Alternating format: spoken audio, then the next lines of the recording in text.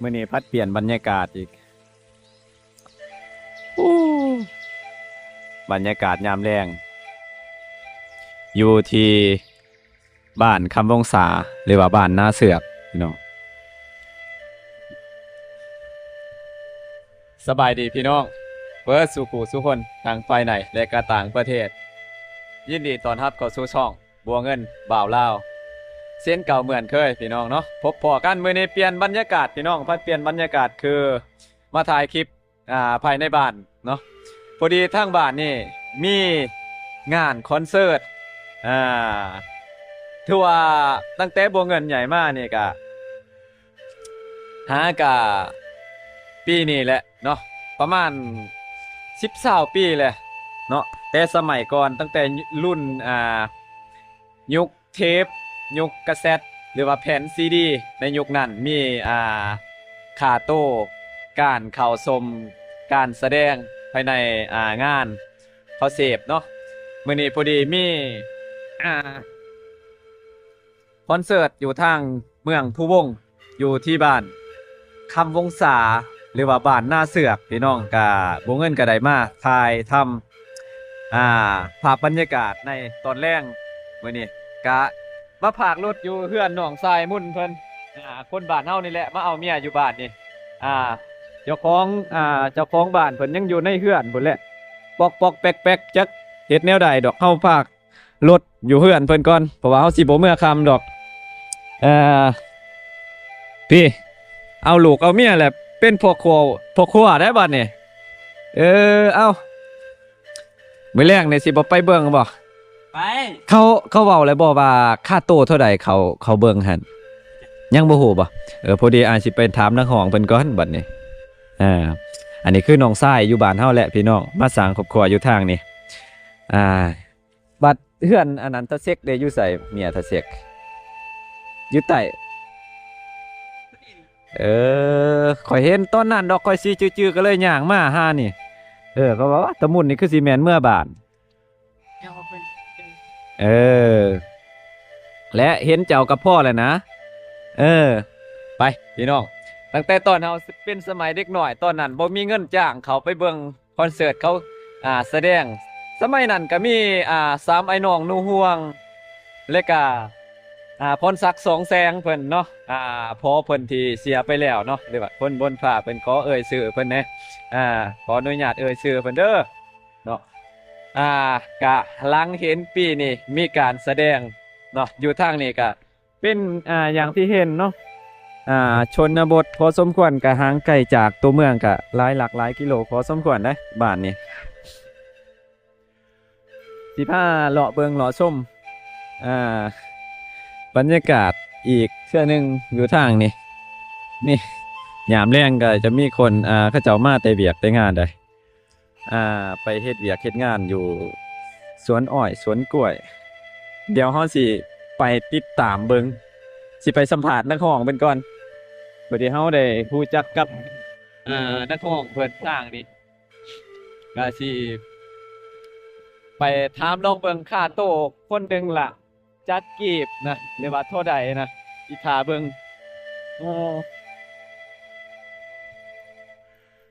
นี่เองคืออันพี่น้องบ้านหน้าเสือกหรือว่าชนเผ่าเราพาเลาะอีกเทื่อนึง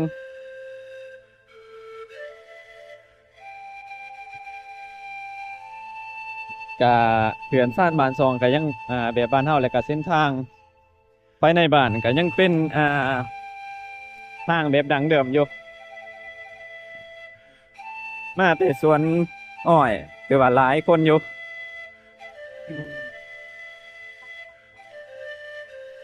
คือว่าหลายคนอยู่มามื้อนี้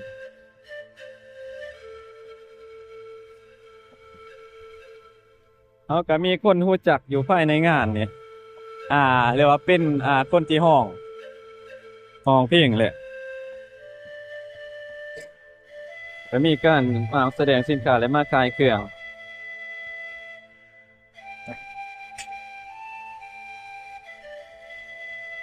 มีสิเขาไปหาทางบ่าวม่นเพิ่นก่อนน่าจะอยู่ทางไหนมีขายเสื้อผ้าอยู่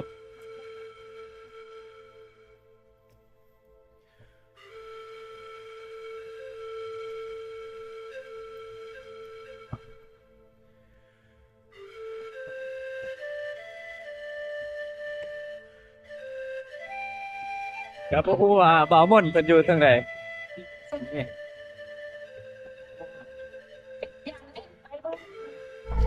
พอดีลูกเป็น FC แม่เด้อ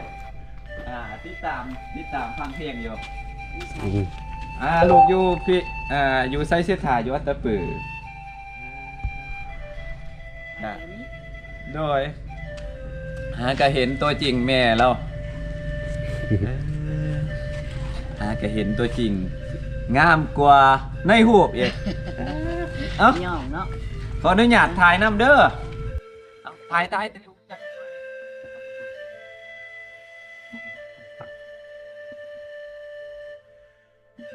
เพลงยังล่ะพอขึ้นกว่าเก่าบ่ แม่นคือ อันนี้ให้อายถามแน่นี่คอนวอยมาแต่บ้านใดน้องๆอยู่บ้านใดคอนวอยน่ะอัตตปือนี่บ่แม่นบ่ ใช่ บ้านใดบ่ อันนี้ต้องจะไปจับ เคยเห็นอายบ่อายเคยขึ้นไปวันนี้เด้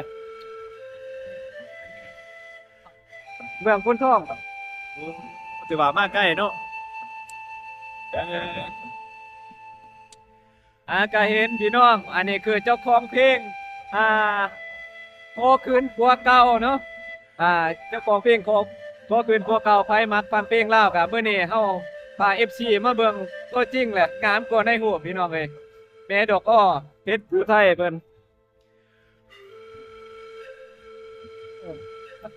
งามหลายแม่อันนี้คือ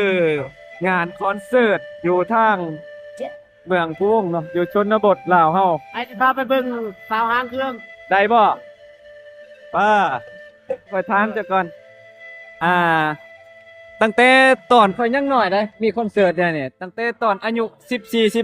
15อันนี้เฮาสิถามตัวค่าเข้าเนี่ยคนละเท่าใด ผู้ใหญ่ก็40ผู้น้อยก็20,000 10,000ก็มีผู้น้อยผู้ใหญ่บางคน30ก็มีปกติเลย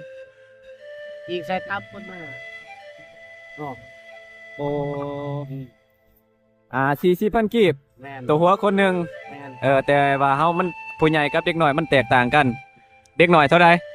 เล็กน้อยก็10,000ก็มี20,000ก็มี โอ้บัดผู้ใหญ่ก็40 30ก็มีโอ้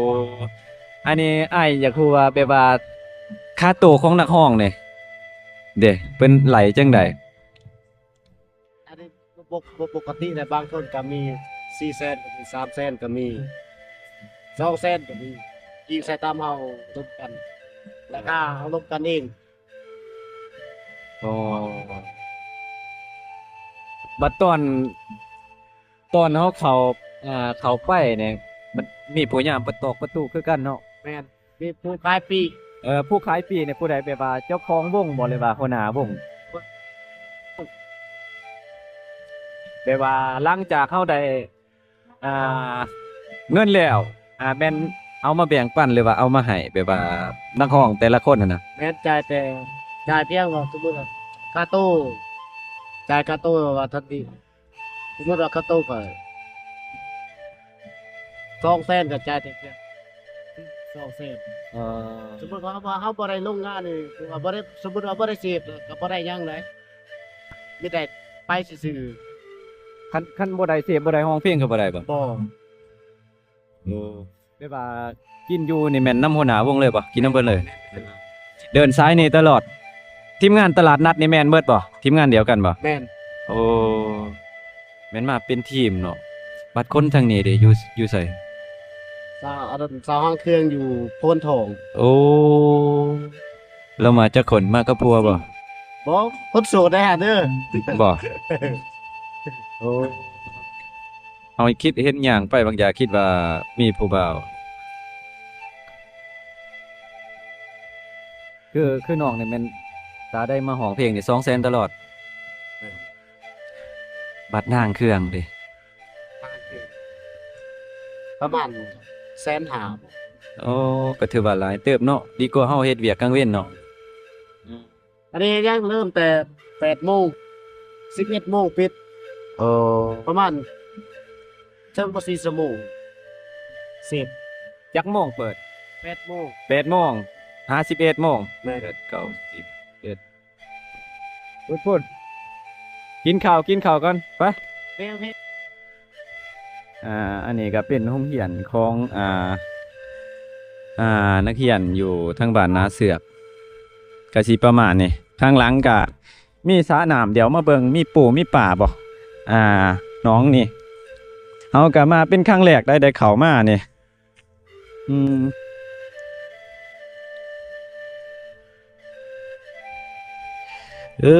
น่าจะเบิดแล้วป่านี่น่าจะบ่ยังอืม น่าจะบ่หยังป่าคือสิเบิดแล้วคนแถวบ้านเอาคือว่าเดินนี่กว้างเนาะเดินนี่กว้างเดิน มีเสาสัญญาณอยู่นี่อ่าเอาพี่น้องบ่เงินกะหากะเห็นอ่าคุณแม่ดอกอ้อเพชรผู้ไทยเพิ่นเจ้าของเพลงขอคืนผัวเก่าเรามาแต่สวัสดิ์เด้เราเป็นคนสวัสดิ์แต่ว่ามาฮอดอัตตปืออ่าบ่เงินกะเคยกับคนในวงนี้เนาะน้องชายอยู่ผู้ด้อยเพิ่นเล่าห้องเพลงไปเดินสายตลาดนัดและเดินสายห้องเพลงแล้วก็กับศิลปินท่านอื่นๆบ่าวมนเพิ่นแล้วก็อ่าค่าโต้ของนักร้องก็บ่แน่นอนตามที่เฮาถามน้องอ่าสายเพิ่นว่ามันบ่แน่นอนก็คือว่าอ่า ตามงานเนาะแต่ละงานบ่แน่นอนก็จะร้องเพลงได้คือน้องชายบ่าวม่อนเพิ่นว่า200,000ถ้าบ่ได้ร้องเพลงบ่ได้เฮ็ดหยังก็แม่นบ่ได้เงินเนาะกินอยู่แม่นนำเพิ่นเลยเนาะก็ถือว่าอ่าย้อนคืนอดีตเฮาในวัยเด็กตอนนั้นความฝันก็ได้มางานคอนเสิร์ตแต่ว่าบ่ได้เข้าย้อนว่าบ่มีเงินในช่วงเฮายังน้อยแต่ว่าปีนี้นี่ก็คือสิบ่เข้าดอกเฮา การสัมภาษณ์ถามบ่าวม่อนเพิ่นว่าอ่าผู้ใหญ่แม่นคนหนึ่ง40,000กีบเนาะ40,000กีบค่าโตวเข้าไปเบิ่งเด็กน้อย10,000 20,000ผู้ใหญ่40 30เนาะอิงตามคนพี่น้องเอ้ยเนาะก็ถือว่าพวกเขาเบิ่งอยู่สำหรับท่านใดมักชื่นชอบศิลปินในดวงใจเนาะก็มีสำคัญสุดก็คือแม่ดอกอ้อเพชรผู้ไทยเล่ามาเดินซ้ายนี่และก็ค่าตู้ของหางเครื่องก็คือว่าเพิ่นว่า150,000กีบเนาะตอนนี้น้องชายเพิ่นยังไปกินข้าวเดี๋ยวเห็นแต่สาวหางเครื่องนี่บ่ฮู้ว่าสิกะถามหรือบ่เนาะหัวหน้าวงมาแต่เมืองโพนทองพุ่นพี่น้องเอ้ยถือว่ามาใกล้จากบ้านเฮามานี่ก็อ่าประมาณ20ปลายหลักหรือว่า20ปลายกิโลคืนนี้แม่นเขาเจ้าเริ่มมีงานแสดงหรือว่าเสพก็แต่8โมงหา11โมงกลางคืนอันนี้คือบริเวณเดินทุ่งเขียนเลยอันนี้คือเบิ่งจับกล่องก่อนที่ท้ายเอาบาทหนึง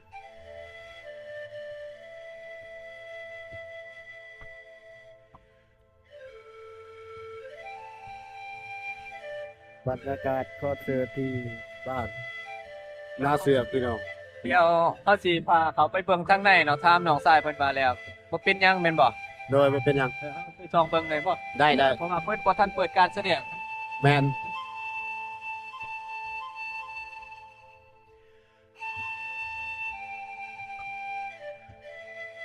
เอาไปก่อนนี่ เอาไปเลยพี่ เอามีคนบ่ เป็นยังนะ ไปเลย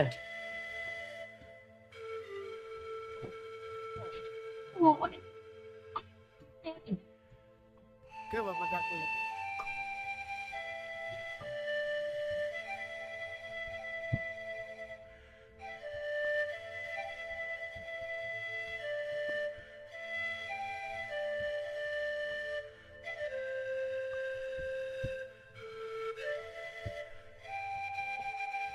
ก็เห็นเนาะจับกล่องไอโฟนก็ได้อันนี้คือตู้เบสนี่มีคางละ3บ่ตู้เบสน่ะคางละ3 สี่แต่บ่ได้ใส่ใส่แต่สาม เบส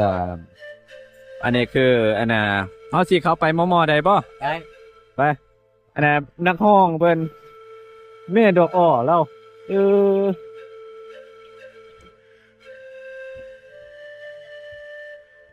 แม่ดอกอ้อก็ถือว่าเป็นวงใหญ่เด้เนาะเบสใหญ่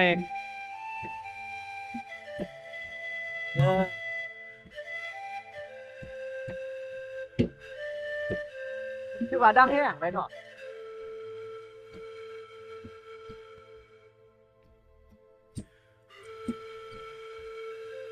เออเบิ่งเจ้าถึงไปถึงเวทีท้ายให้นี่ได้บ่น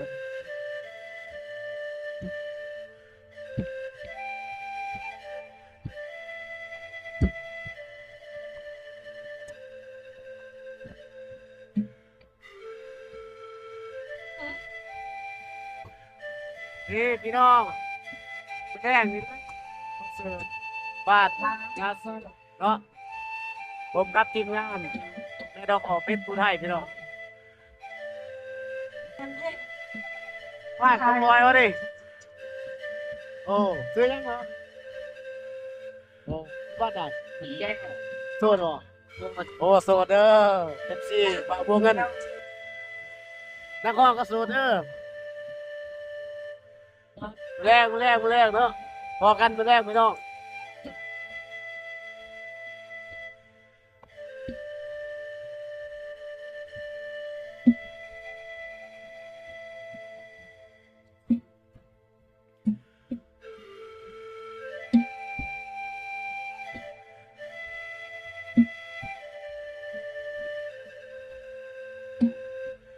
นี่คือทีมงานก็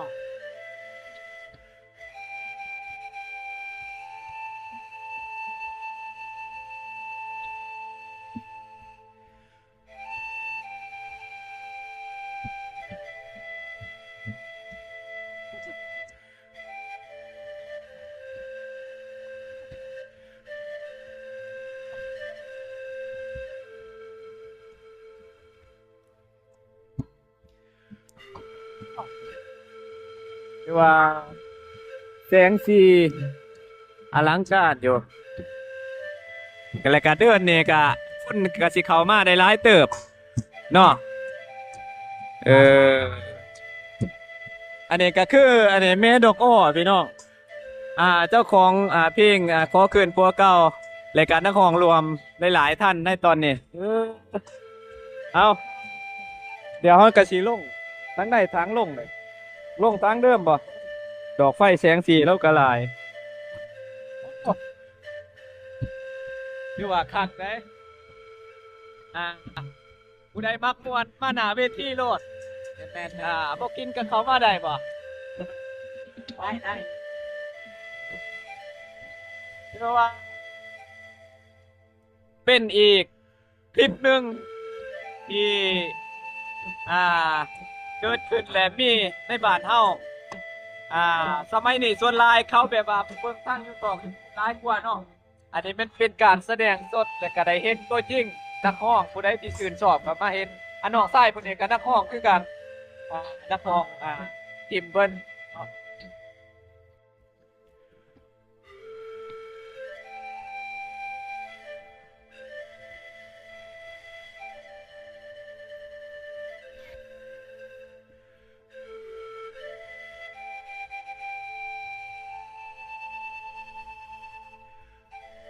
เขาสิออกกลับบ้านก่อน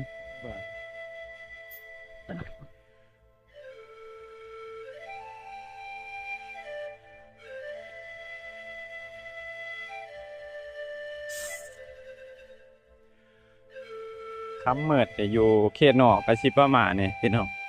คันบ่มีวงใหญ่เขามาเสียบนี่ก็ที่แงเงียบอันนี้ก็ถือว่าได้ยินแต่เสียงตู้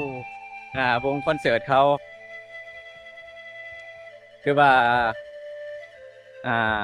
ย้อนยุคไปอีกเนาะจากยุคกาเซ็ตยุคแผ่นซีดีกามาเห็นยุคการแสดงคอนเสิร์ตเนาะก็เคยเห็นแต่วงอื่นๆเขามาแต่ว่าเขาบ่ได้เก็บค่าตู้คือแบบนี้นะเพราะว่านี่มันเป็นคอนเสิร์ตแล้วก็เก็บค่าตู้ก่อนสิได้เห็นนักร้องก็ต้องได้เข้าผู้เฒ่าผู้ใหญ่ผู้ใดมักท่านใดมักก็ได้เข้าไป ตอนนี้เขาสิออกเอารถเดี๋ยวก็สิเดินทางกลับบ้านแต่ยังอีกไกลเติบอยู่พี่น้องบ่กล้าเมื่อกลางคืนนะเขตนอกเพราะว่าเส้นทางมันโหดโหดมันเป็นคุมเป็นบ่อกว่าสิฮอดเมืองเก่าพุ่นแหละก็โอ้บกจักสิว่าเด้อืมน้องชายบะม่อนเพิ่นบ่ให้เมื่อเดี๋ยวเฮาสิกลับพอกินข้าวโดยเชิญแซ่บเชิญแซ่บ เดี๋ยวเอารถสิกลับบ้านก่อนขอบใจเด้อโอ้ยบอกกล้าเมื่อกลางคืนน้องเอ้ย เอาขอบคุณขอบใจพี่น้องที่เขามาเบิ่งมาชมเด้อขอบคุณหลายๆถ้ามักถ้าชอบก็ฝากกดไลค์กดแชร์เป็นกำลังใจให้บัวเงินขอบคุณหลายๆบ๊ายบายยองอุ้ย